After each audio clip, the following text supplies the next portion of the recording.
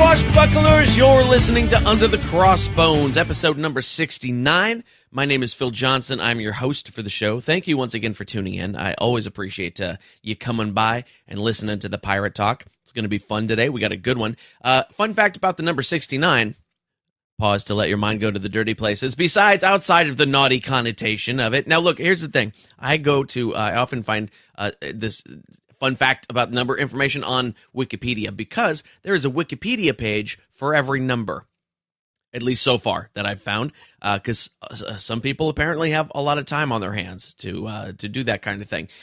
There was not a lot interesting about 69 outside of the obvious, and except for the very first line of this Wikipedia page said that the number 69 is the number that comes after 68 and before 70, and I was like mind blown. Right? Like, I'd have never guessed that in a million years. Thank you, Captain Obvious Wikipedia page. But there was one little thing I thought was cool. The number 69 is the number that Bill and Ted were thinking of when they were talking to their future selves in Bill and Ted's Excellent Adventure, which also probably goes back to the naughty connotation. That was the joke. So, there we go. My guest on the show today is Matt Stone of Seawolf Clothing, and this is a really cool, interesting interview. I know nothing about clothes or fashion or that kind of thing. I'm a jeans and t-shirts kind of dude, and unless you see me on stage, in which I'm wearing the shiny red silk shirt, satin shirt, and oftentimes these days leather pants. So that tells you right there that I know nothing about fashion.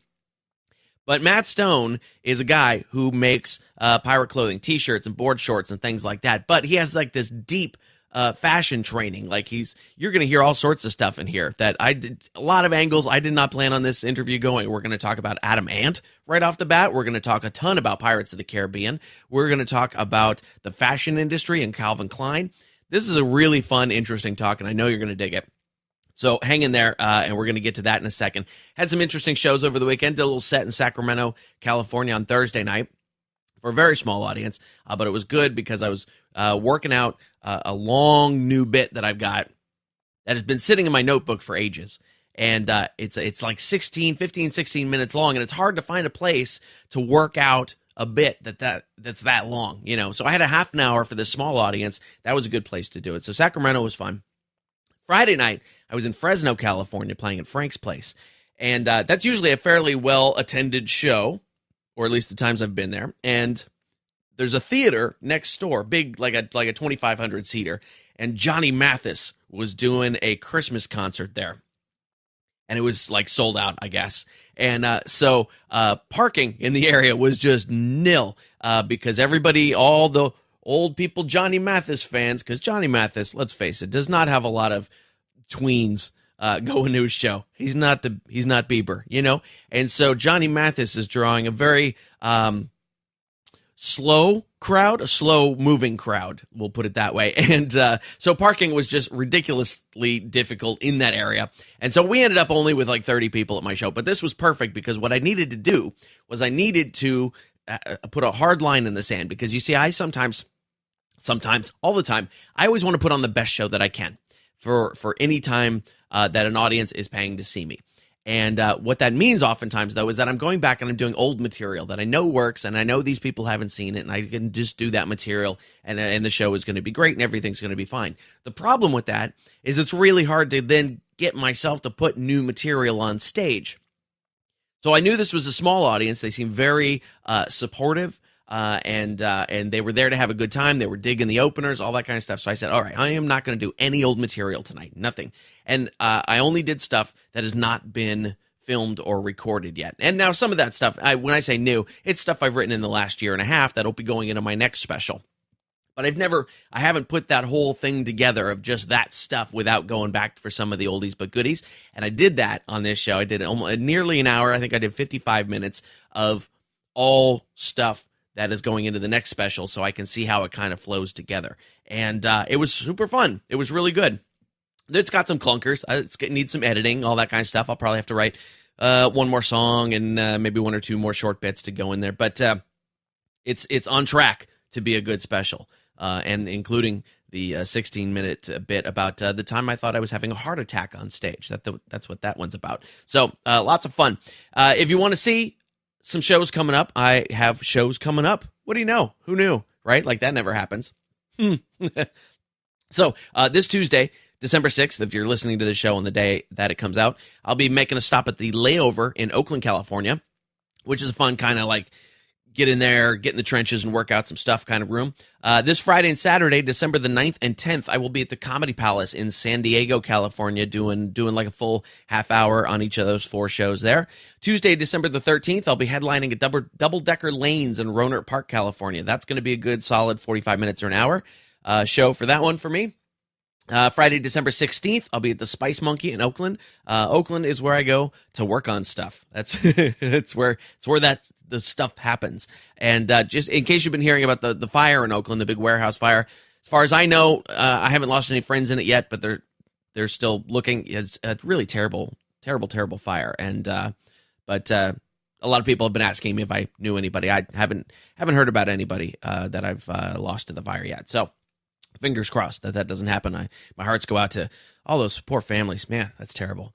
One last show. My last show of the year will be Sunday, December the 18th at the Morgan Hill Bowl in Morgan Hill, California. Yep, doing the bowling alleys, right? Yes. And then what I will need to do after that show on December 18th is find a Krispy Kreme. Because what I do after the last show of every year is I go to a Krispy Kreme and I buy 4, maybe 5 donuts, get them in a box, and I sit in my car and I quietly eat donuts by myself and ponder the year and ponder what next year will bring, which hopefully will be a whole lot better than this year. This is a rough year, man. But oof, yeah, next year is going to be good. It's going to be good.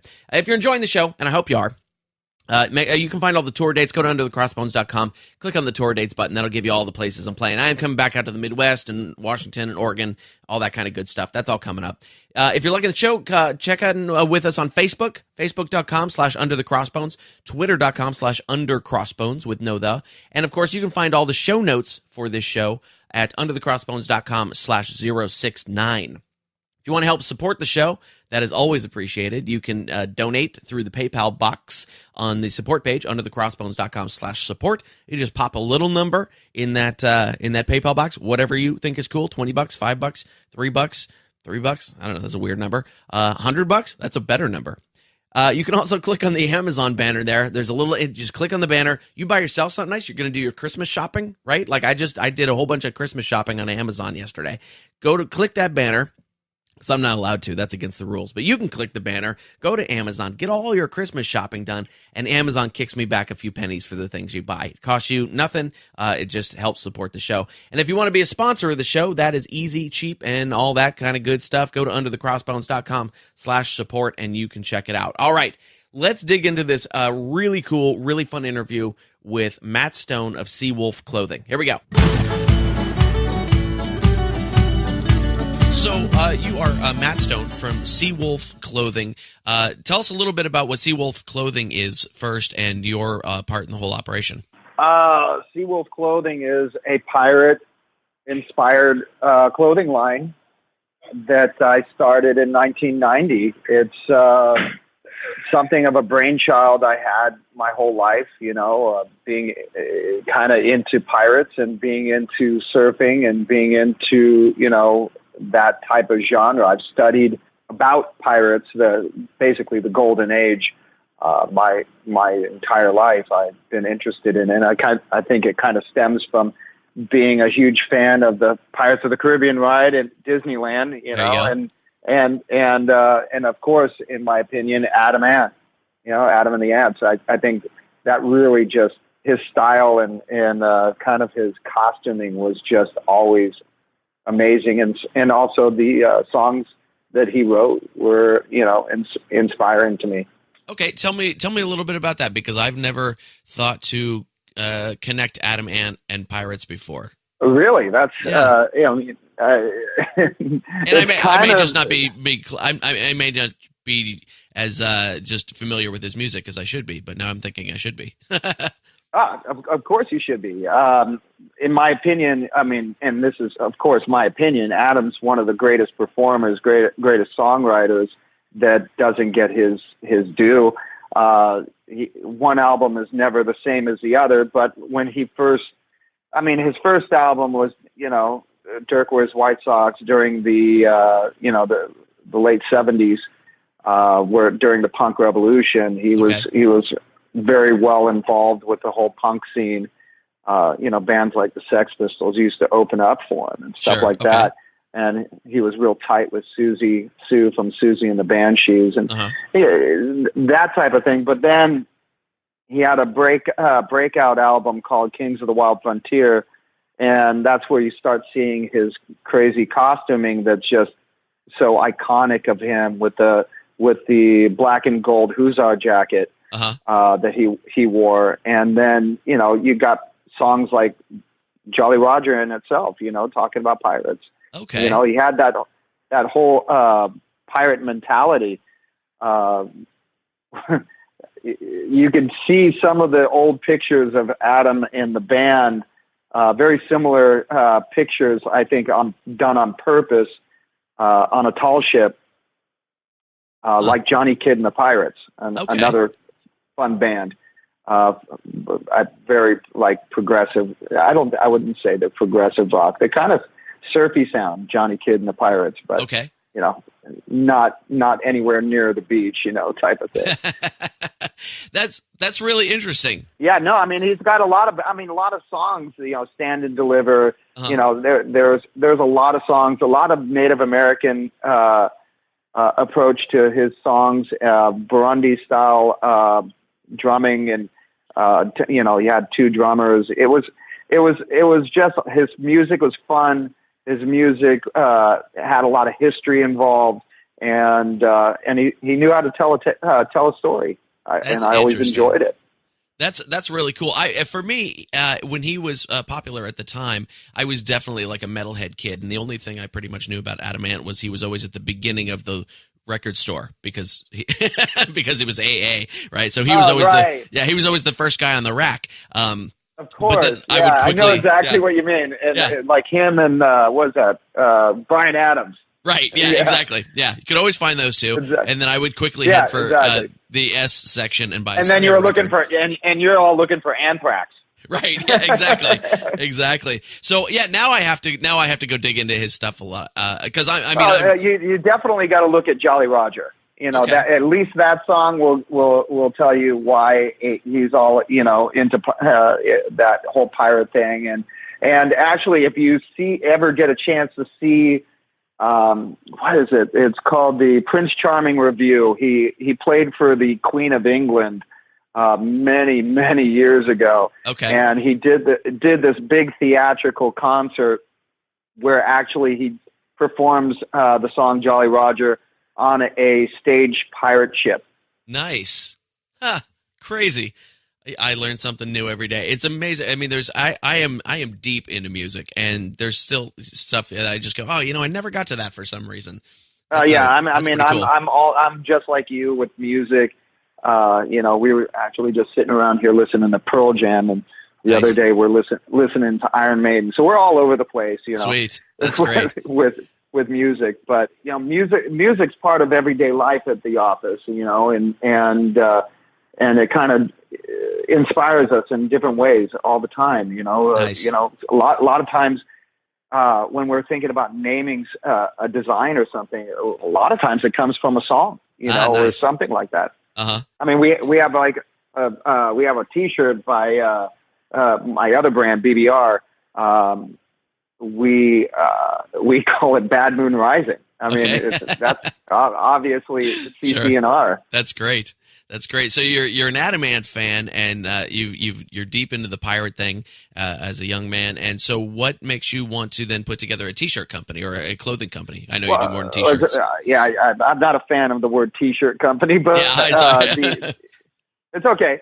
No, my parents were. My mother was an artist. She was a designer, and growing up, obviously, I played a lot of sports. I was into a lot of baseball, played my whole life, and surfing my whole life. And in my off time, my mother would teach me how to draw and sew. Oh, okay. So I started very, very young. I can't even remember whether I was 7 or 8 or 9. I can't remember how early it was, but it was very early on in my life. I entered a contest for Neiman Marcus. My mom and I were walking around Neiman Marcus, where she loved to shop, which is like a high-end department store sure. in Newport Beach. And we were walking around there and had a contest to design a pocket for a woman's jacket or something like that, if I remember right. And my mother said, "You're creative. Come up with a pocket."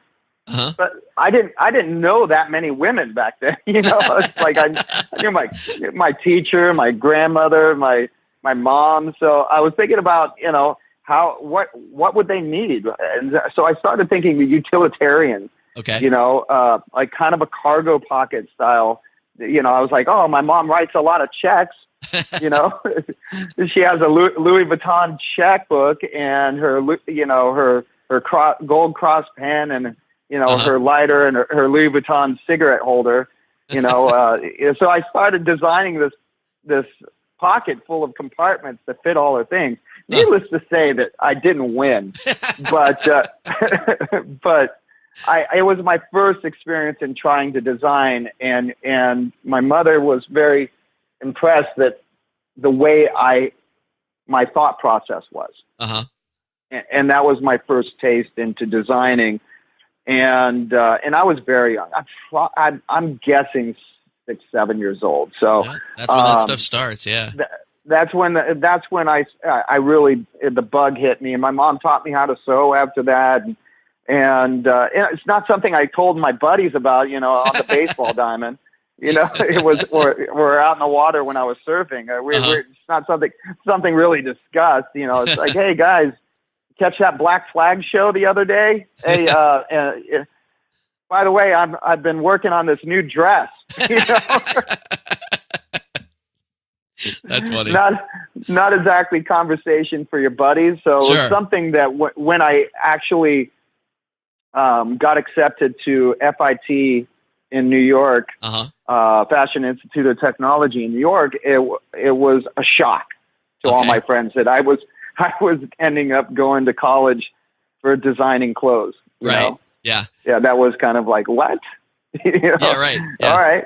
I imagine you met plenty of women there though, because there's not a lot of guys that go to a school like that. I'm gonna plead the fifth on that one. Chicken. Yeah. Let's just say, there was 90% girls for the most part. You're right, and we used to have a lot of fun there. But I was really serious about school. I had already early on. My mother passed away when I was 19, and before she passed, I promised her that I would fulfill the dream that we both had. Okay. About studying fashion and going forward. And to that, I had kind of was a mess. There was a lot of choices I had to make in my life early on after my mother passed away. I had an opportunity to become, a baseball player. Oh, wow. I had a very, very big opportunity. And I played all year round, all the time, and it was my favorite sport next to surfing. I just quit. I was an emotional wreck, and I quit baseball pretty quickly. And I said, well, you know what? I'm gonna surf professionally from now on. Okay. And I went like the opposite direction. My family was shocked. They didn't see that coming a mile away. My father said I'd regret it, and sometimes I look back and say, wow, I could have been a ball player. But anyway, the fact of the matter is my deepest passion was fashion design. And after I did my run of surfing on the pro tour, I decided to get serious about my life. I had a pretty bad injury that kind of ended things, and I wasn't recovering well. So I just said, it's time to get serious, and I applied at FIT, and off to New York I went. But I started Seawolf before any of that. Oh, okay.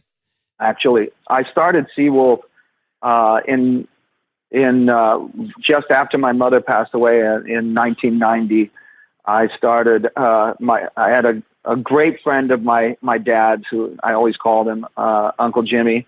Uh-huh. He just, like, a couple weeks after my mother passed, he called me up and he says, "Hey, I hear you're one hell of a designer. I have an idea for a surf company if you want to work with me."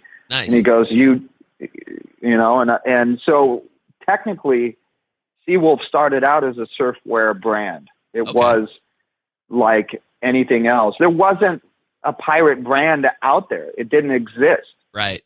That whole genre, it wasn't even like tourist brands. You know, there was like every once in a while you'd see a pirate T-shirt that it's just merely, you know, happenstance that it had a, you know, a kind of a good, you know, skull or something like that. But really it was the first of its kind. Okay. An all pirate inspired brand. Uh-huh. I mean, I was designing board shorts. I was designing T-shirts. I was designing pants, hats, what, you name it, you know, all with kind of a pirate twist. Uh-huh. And, you know, I knew I needed to learn more. I just knew that I needed more experience. I needed more marketing experience, more design experience. And Seawolf was doing okay. It was doing all right. We were making money. There was no doubt about that. We had surf shops were carrying our brand. Nice. But I didn't know enough. And I was mature enough to know that I needed to learn. I needed to get out there. And that's when I went off to college and basically took the bull by the horns and studied.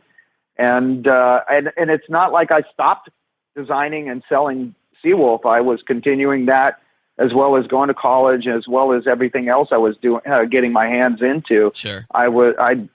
I got very serious while I was in college. I used to lock myself in my dorm room in New York, and while all my buddies were, you know, it's funny because I brought my surfboard with me and a skateboard with me to Manhattan, you know, and it was hilarious. Everybody looked at me like I was some sort of freak, you know, and wow, you should have heard some of the things that were said. But it was very entertaining. The first day I get out of the airport into the city, out of the taxi, and people are seeing me skateboarding through the middle of Manhattan with my surfboard. Right. Yeah. You know, because this guy's lost. Yeah. Yeah. Basically, it was hilarious.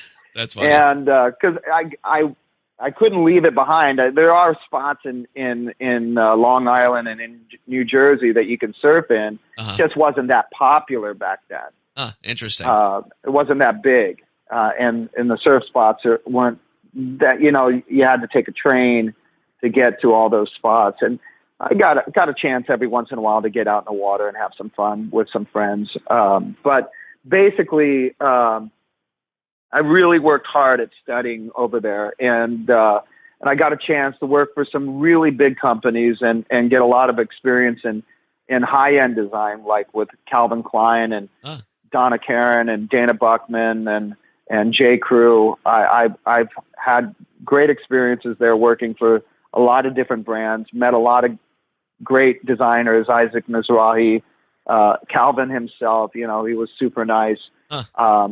Just all really nice people and really a great experience there in New York, 100%. And when I got back, when I came home, I really got serious about what my dream was about the brand. But the surf industry really wasn't, I don't think it was ready so much for what I was doing. Okay. And there's still, when I got home, there still wasn't a big or any pirate presence in, you know, that whole genre of clothing. Right. Even on the let's call it I call it the touristy side, but you know, there's another term for it that's a little more savory to people, you know. It's the resort side. They Oh, call okay. it, they call that resort, and I call it tourist. It's the same thing, just different terminology. Because nautical shops, gift shops, they're all around the world. As far as Jamaica and St. Croix, St. Thomas, all the islands, and Florida, Michigan. There's so many different nautical shops and gift shops on right by water, and I was getting orders from a lot of these resort type stores. Okay. And our orders from surf shops were going down because they just weren't getting it. It wasn't, and maybe it's because I wasn't marketing it the right way, and it just one thing led to another, and the resort area really got it. Interesting. And it was selling like crazy. And then we as soon as and I'm fast forwarding years now, sure. To where, let's say, the first kind of big breakthrough pirate movie would be Cutthroat Island with Gina Davis. Yeah, unfortunately, yeah. yeah. Well, it is what it is, but that was what we had, Right. back then, and but that got a boost in my sales. Okay. That got an instant boost, and still there wasn't much out there. Right. We were still almost the one-man band, other than this other company that was emerging out of the East Coast. And then after that, years later came the movie Pirates of the Caribbean. Right. And I knew about that movie coming out long before pretty much anybody else, because my cousin happened to be the president of Disney Pictures. Oh, nice. Good connection. Yeah, it wasn't bad. And I'm very proud of her. I'm incredibly proud of her. I think she won a Emmy for a TV show, the O.J. Simpson trial. I can't remember the name of it. Yeah, she just won an Emmy for that, and nice. She's responsible for all the Hunger Games. Oh, okay. Nina Jacobson, and Okay. her company's called Color Force. Okay. She's brilliant, and I'm just super proud of her success, and but thankful that she gave me a heads up. Sure. Years in advance about the movie Pirates of the Caribbean. And I was obviously fortunate enough to go to the red carpet screening at Disneyland. But we had, at Seawolf, we were already prepared. Okay. We knew what was going to happen. We started designing accordingly, and that's when it just exploded. The brand exploded. Nice. Well, I'm sure once you saw Cutthroat Island have a little bit of impact, then that seemed like you probably saw that one coming. And did it have was it a larger impact than you even thought it would be from that film? Well, I mean, that's a good question, because the way there was funny, because and I'm hoping I'm not going to get Nina in trouble. Disney itself didn't expect Pirates of the Caribbean to be the blockbuster it became. Right. They had no idea. Yeah. They had zero idea, because at the same time they were working on Haunted Mansion, right, with Eddie Murphy, which was a huge bomb. and they thought that was going to be the merchandising and all that for that. They were like, oh, we're going to sink our money into that one. Right. Right. Licensing and everything. Yeah, the Haunted Mansion has always had a stronger following than Pirates of the Caribbean anyway, with the Doom Buggies website and all the stuff that Jeff Bam does and all that kind of thing. So Pirates has always been like the second place thing. So I can see how they would think that way. Yes, of course. And on top of that, there wasn't, I mean, I know it's out now, so I can say it. The Johnny Depp was close to getting fired, right, from the movie. I remember having, that conversation with Nina at one time, that discussion. She told me that it was close, and then I guess Johnny had a conversation with Jerry and Nina, Jerry Bruckheimer, I guess he said, don't, put so much emphasis on the dailies.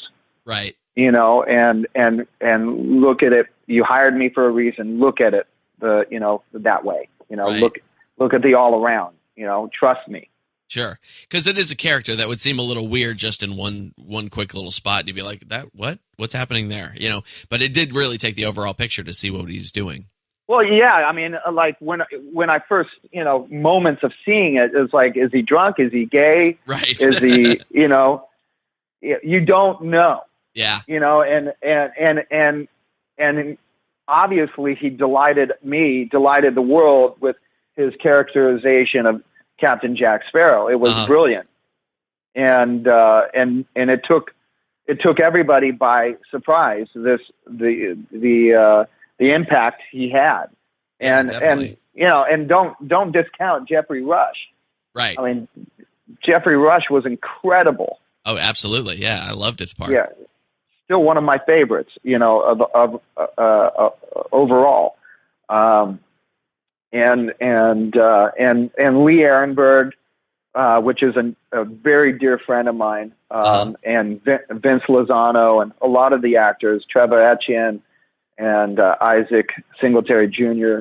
They're all dear friends of mine that, oh, nice. I'm fortunate enough to know, and they've all had a great impact on my life.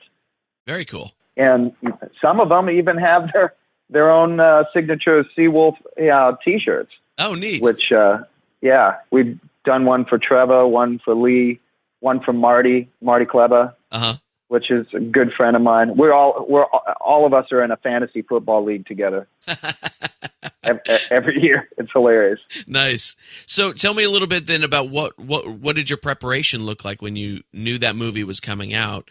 What did you then change and do with your designs that were going to reflect it? Really, I had, obviously I had friends working on the movie, and I had, obviously, and Nina, I had some good insight on what the movie was going to be about.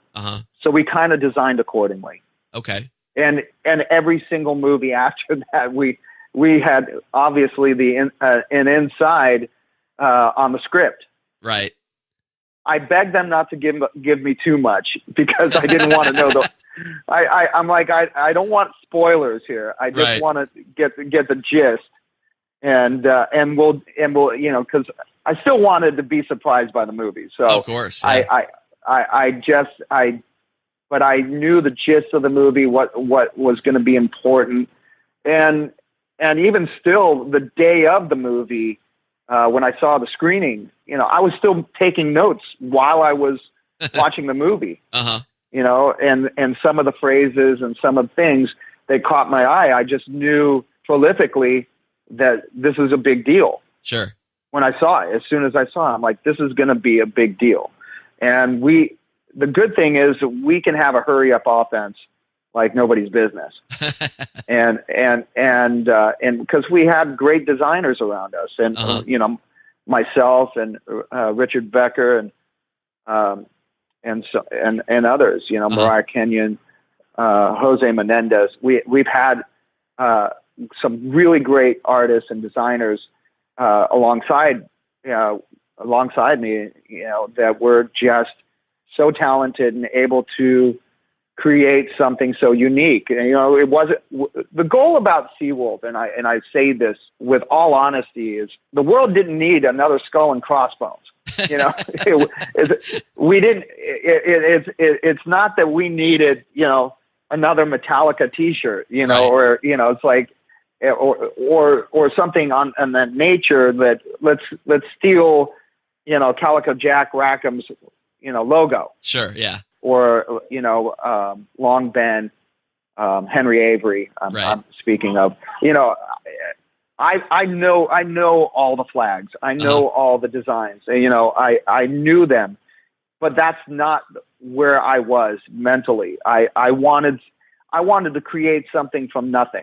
Okay. I wanted to be unique in the artwork and in the design and in the phrasing, whatever was fun at the time. I wanted to take history. I wanted to take kitschy. I wanted to take from everything. Right. And so a lot of studying on my part on, things I've read in the past. I mean, my library of books on piracy is extensive, but we all know there's only two real Bibles of piracy. So, sure. Esquemelin and Captain Charles Johnson, the Right. pseudonym, Yeah. I mean, there's two real Bibles, and the rest is kind of like, offshoots from that. Right. But we try to be unique and not be that, just throw a black and white skull and crossbones on a T-shirt and throw a red bandana on it and do, 50 different versions of that with, Right.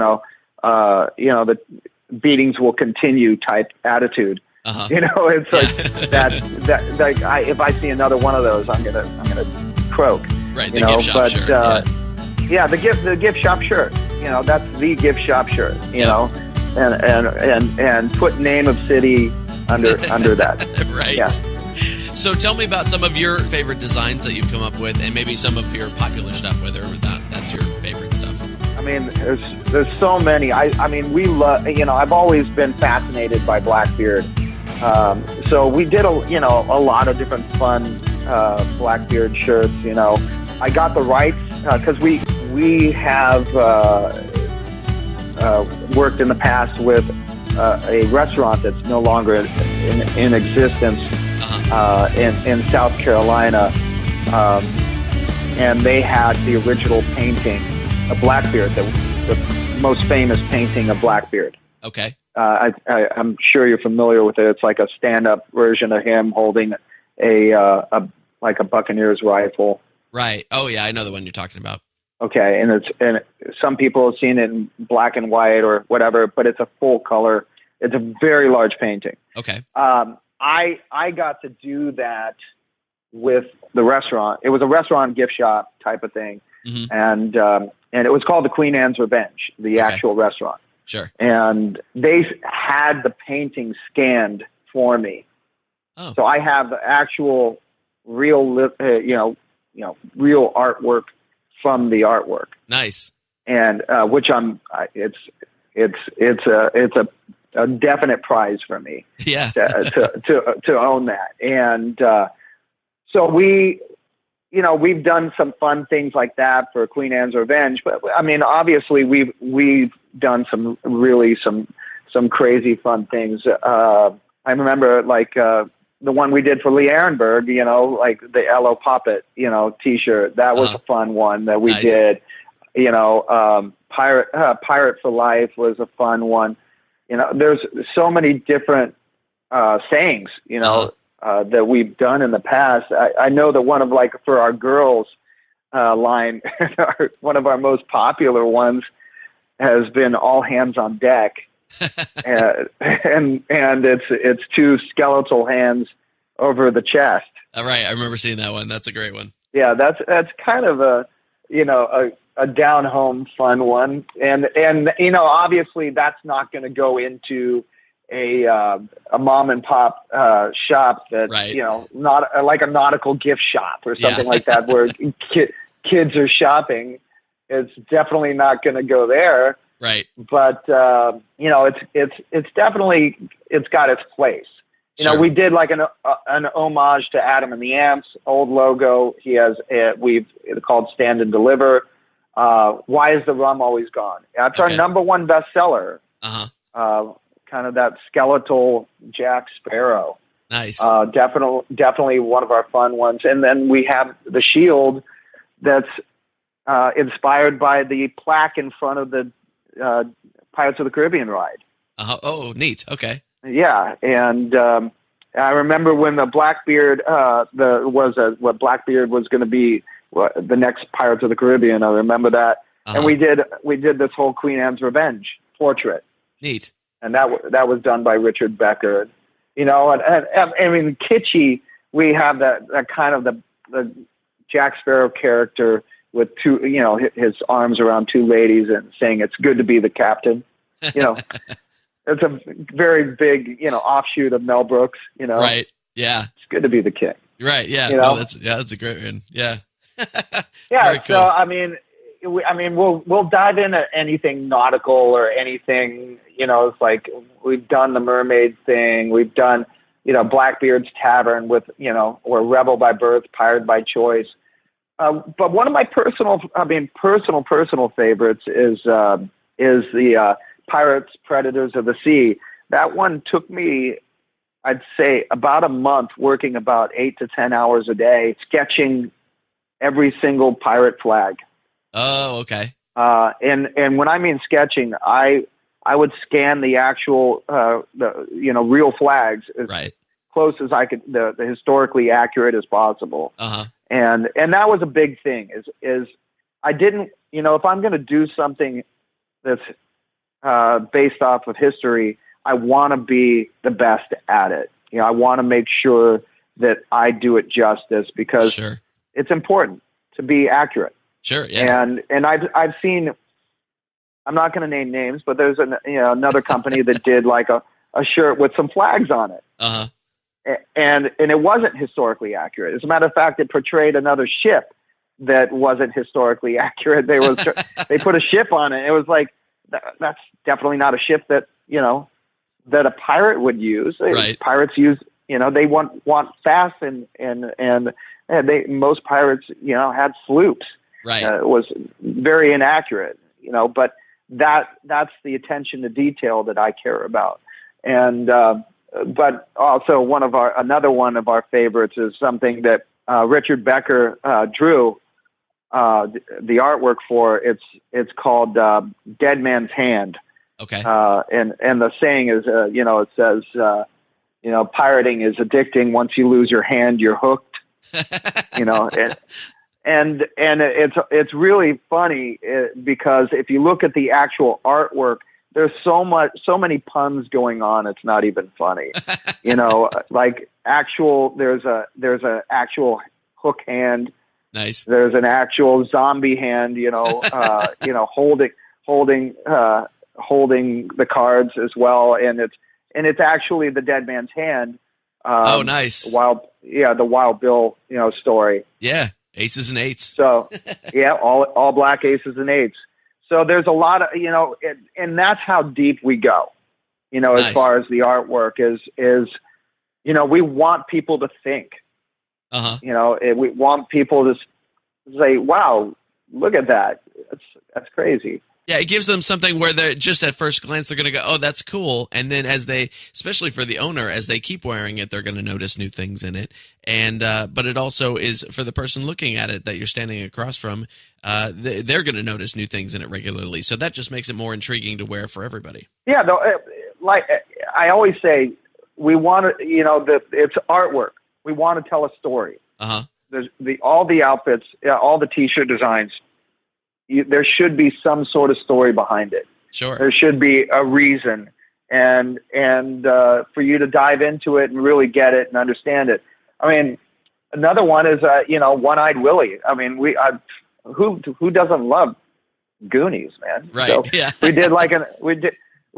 did an homage to the Goonies. Nice. Got the and then we brought in one little tidbit from Pirates of the Caribbean, giving it one gold tooth. Okay. So I mean, you're never going to know what rhyme or reason we're going to do things for. It's just that we want to be able to tell a story. We want it to be unique. What we don't want is just to throw a skull and crossbones with a red bandana on it. Yeah, definitely, because that's certainly been done. So I have a question. Coming from fashion university like you went to the layperson like me who really doesn't know that much about fashion, that seems like you're doing a lot of designing of unrealistic clothing, say, if we look at what appears in fashion shows and things like that. How do you then... Oh, okay. Yeah, how do you then you're go talking from... more sportswear related, yeah.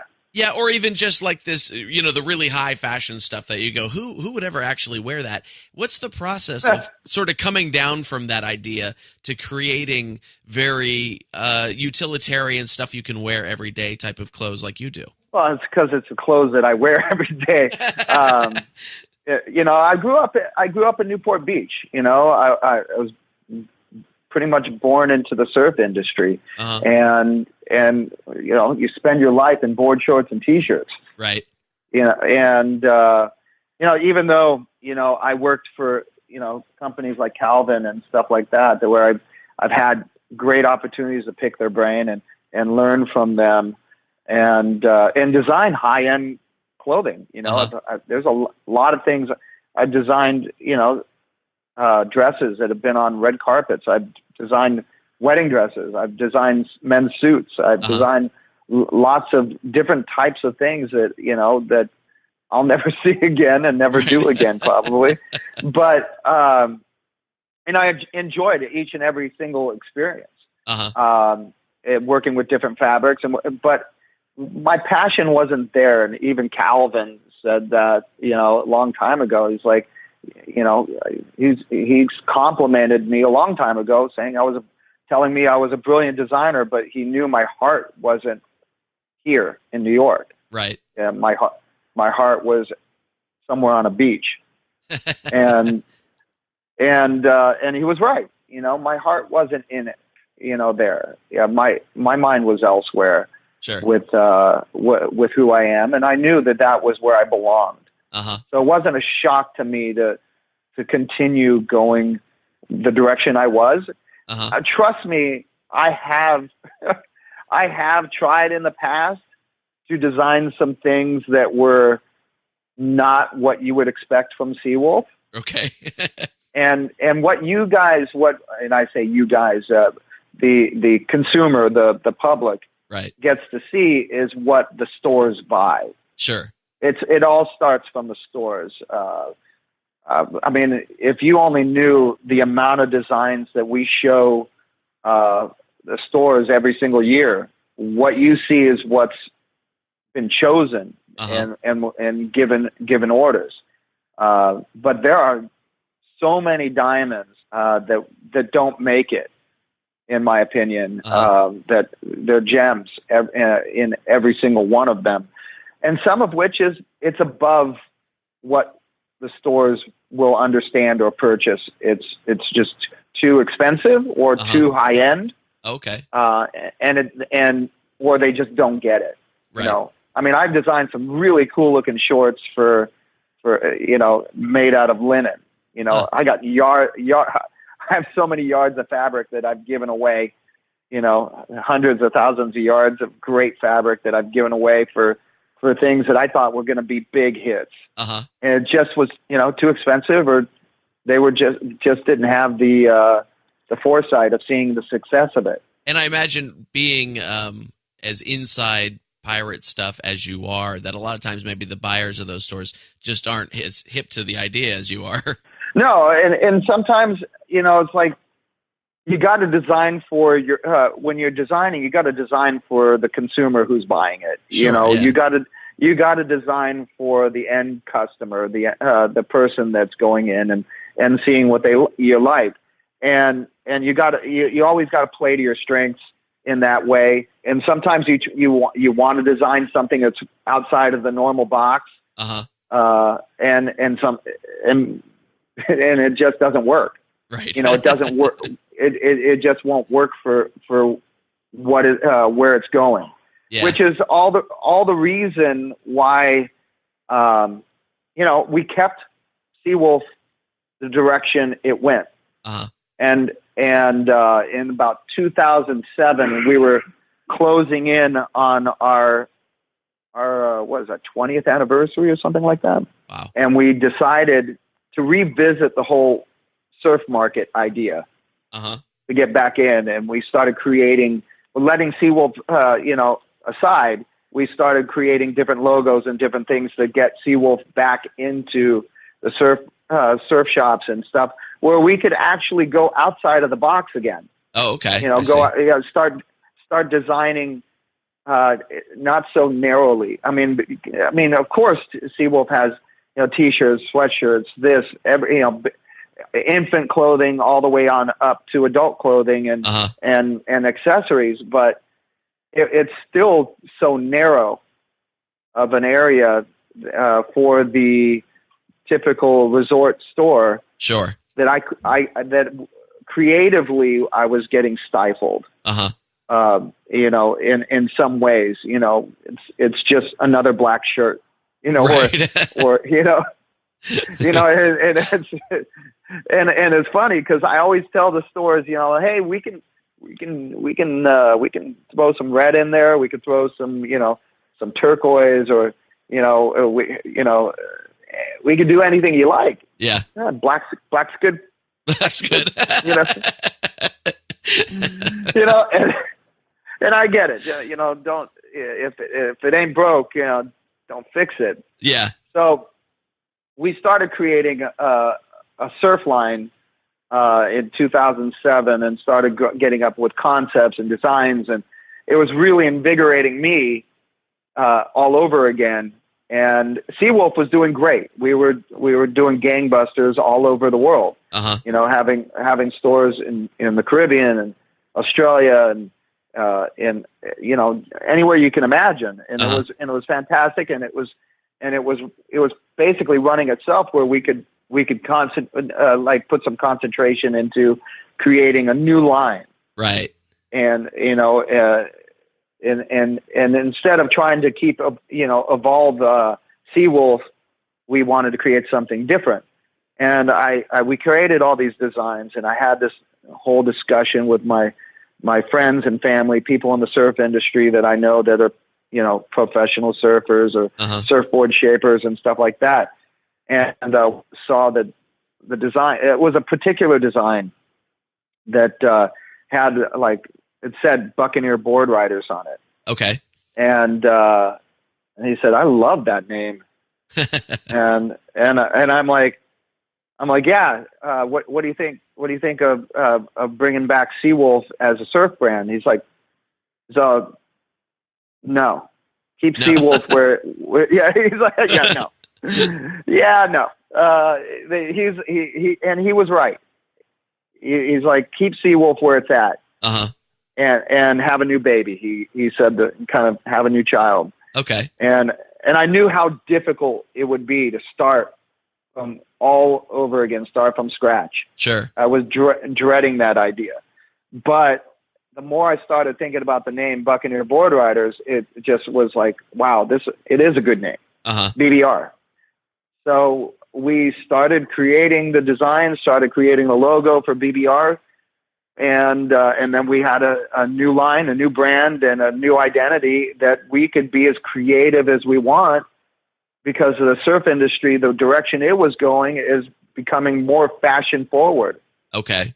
So I got the best of both worlds right now with having two brands, both appeasing, like each side of me. Yeah. Yeah. You know, one that's very hardcore pirate, and the other one is more of a pirate mentality. Right. I mean, the logo for BBR is kind of a wave logo with like a piratey font we came up with that just says BBR. Okay. And it's a great logo. I wanted to keep it simplistic, not like the wolf and crossbones that we did, which is technically a German Shepherd. But I've always loved German Shepherds. And what a noble dog. Yes. But the BBR stands for Buccaneer Board Riders, and our mantra for BBR is freedom, adventure, self-expression, which I think it encompasses everything a pirate is. Sure. And so that's why I call it a pirate mentality. Now, I mean, of course, we're going to throw in some really creative piratey type looks and themes with BBR. We have a collection called the Buccaneer Collection, where you're gonna see all sorts of really cool kind of a more nautical piratey theme. But for the most part, the brand is not just into pirate designs and stuff like that. It's very creative, but the colors and stuff like that, we do have like definitely. If you know us, you know we're throwing in that pirate feel. Right. Yeah. Now, the real question is there a black T-shirt? Yeah, that's good. Yeah, there are, and believe it or not, it's frustrating as it seems, black is still the best, even in the surf market. It's like, what the hell? Because we come out with turquoise, we come out with seafoam or coral or all different sorts of colors every different season. Every single season, we create a new color palette, and I'll be damned if black still isn't the best-selling shirt. But I stay away from white. I do. For my own reasons, I stay away from white because I can never seem to keep a white T-shirt clean. Oh, that's true. That's very true. Yeah, I only have a few, and they look pretty ratty pretty quick. I swear to God, it's just as soon as I put on a white T-shirt, I gravitate towards dirt or sand or a good hot dog. Right. Whatever it is. Oh, well, this is a fascinating backstory, Matt. I'm really glad we got a chance to talk. So, seawolfonline.com is where seawolfonline.com. Yeah. Yep. Yeah. And how about the BBR stuff? Where can people find that? That's bbrsurf.com. bbrsurf.com. Great. So both brands are fantastic. I love everything we do, and I love the people that work with me. And I say work with me because they don't work for me. We're all a team here. We all love what we're doing, and I'm proud of every person and every idea that comes out. And I'm just thankful that I've been doing this almost 27 years now. And I get to go to work and play. That's great, man. That's fantastic. Well, this has been a fantastic talk. I appreciate you coming on. Oh, no. Thank you for having me. This is great. And I look forward to listening to more things on your podcast. I think this is awesome. We need that. We need the support. Thanks. Thank you. Well, we'll talk again soon. Thanks, Phil. I appreciate it. All righty. Bye. Bye. And there it is, friends. That is my interview with Matt Stone of Seawolf Clothing. And if you want to find out more about the stuff that he's doing, go to seawolfonline.com or bbrsurf.com. Those are the two different clothing companies that he was talking about during the interview. I did go find the Adam Ant Jolly Roger video, and that will be in the show notes. So you can, it's pretty cool. I watched it. I was like, all right, this is cool. It's at underthecrossbones.com/069, and you can see the Jolly Roger video from Adam Ant right there.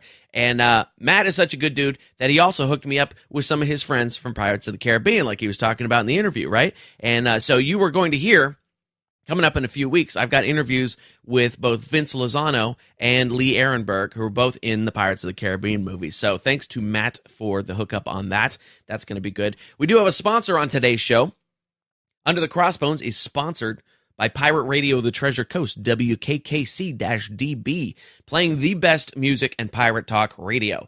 You can listen to this show, Under the Crossbones, on both the stations. Just go to pirateradiothetreasurecoast.com or pirateradiotc.com. And don't forget to download their apps, because they got the Pirate Radio Treasure Coast app, which is the music station, and then Pirate Radio Talk, which is their talk station. And you can hear underthecrossbones.com, the newest episode, on the Sunday morning, I believe, following when it comes out. You get it here on Tuesday. You get it there Sunday morning. And then you can hear back episodes on their talk station as well, as I get them all sorted out for them, as I'm slowly doing.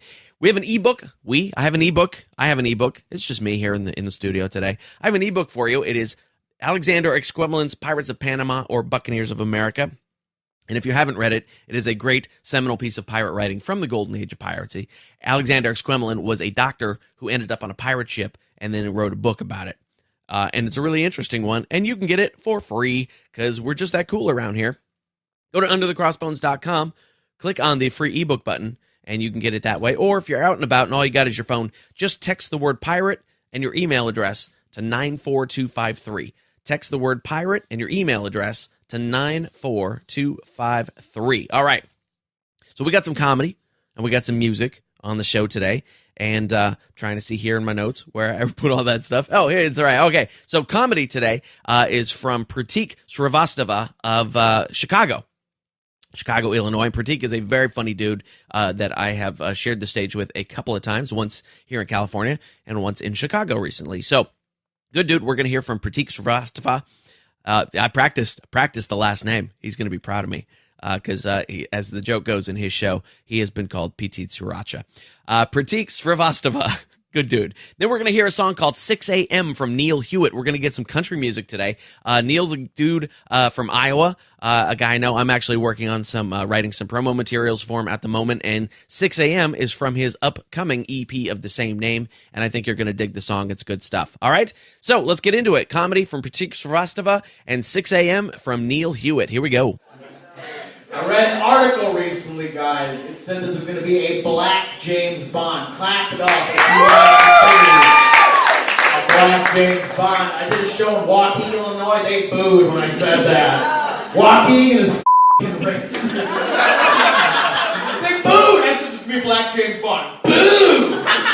This old dude, he stood up and he dressed like Guy Fieri meets American History X. No, I see a black James Bond.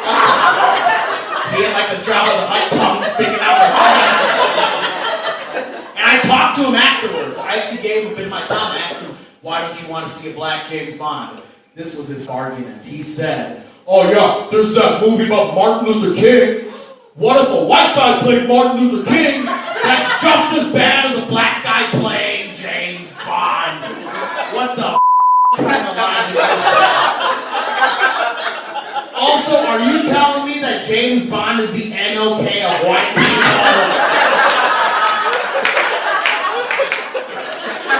James Bond, his dreams are shaken but not stirred.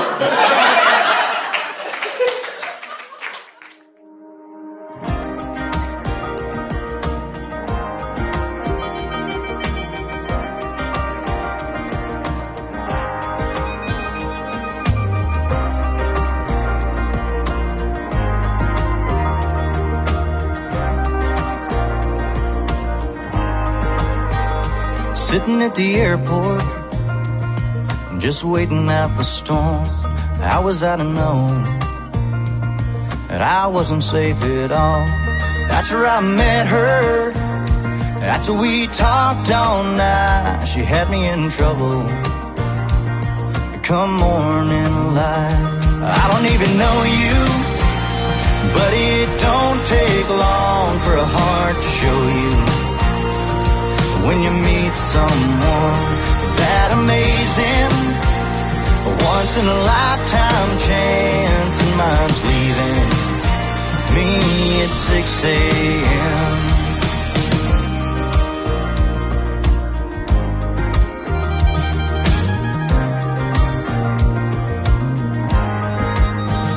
It might have been the whiskey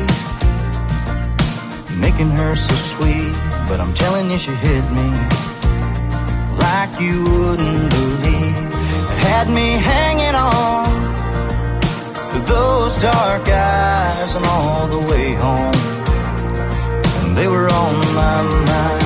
I don't even know you, but it don't take long for a heart to show you.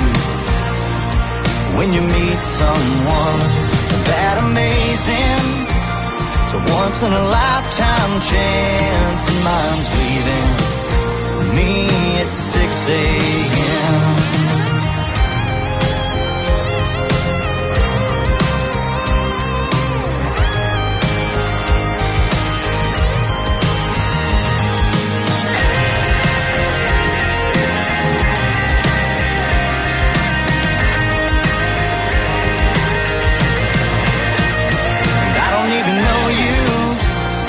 But it don't take long for a heart to show you. When you meet someone that amazing, it's a once-in-a-lifetime chance, and mine's leaving me at 6 a.m. And all I'm saying is I gotta see you again.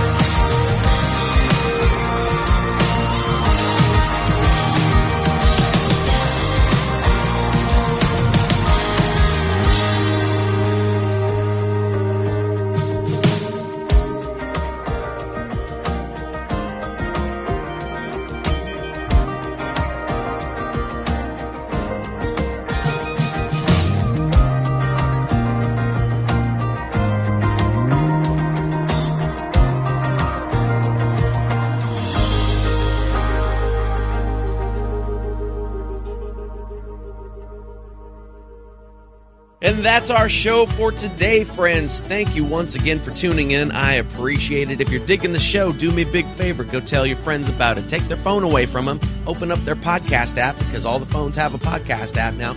And subscribe to Under the Crossbones forum if they don't know how to do it. Your word of mouth, your telling your friends about it, is the only thing that makes this show grow. So thank you very much for doing that for me. If you want to get all the show notes for today's show, go to underthecrossbones.com/069. There'll be some video of Pratik Srivastava there. There'll be the Adamant Jolly Roger video. There's going to be more stuff. I got to sit down and do it, but there's going to be a lot of good stuff in the show notes on this one. So that's underthecrossbones.com/069. Thanks for leaving those 5-star iTunes reviews and the nice comments over there. That is always nice to see. Helps out the show. And we got lots of great stuff coming up. Oh, you know what I forgot to tell you? This will be the secret at the end of the show. If you have listened to the end of the show, you'll know that I meant to put this at the beginning of the show. But here's what's happening. We got, including this show, well, let's say after this show, we got 2 more shows this month. The last week of the month, the week between Christmas and New Year's, there will not be a new Under the Crossbones episode because I need a week off, mostly. And my girlfriend doesn't like me to work when she's not working. So, but that doesn't mean your feed will be empty. Oh, no. I will have a surprise for you in your feed that week. Okay? That's all I'm going to say about it. So, in the week between Christmas and Easter, you will get a surprise in your Under the Crossbones feed, and I think you're going to dig it. All right? So, that's the show for this week. Thank you very, very much, and I'll catch you next time.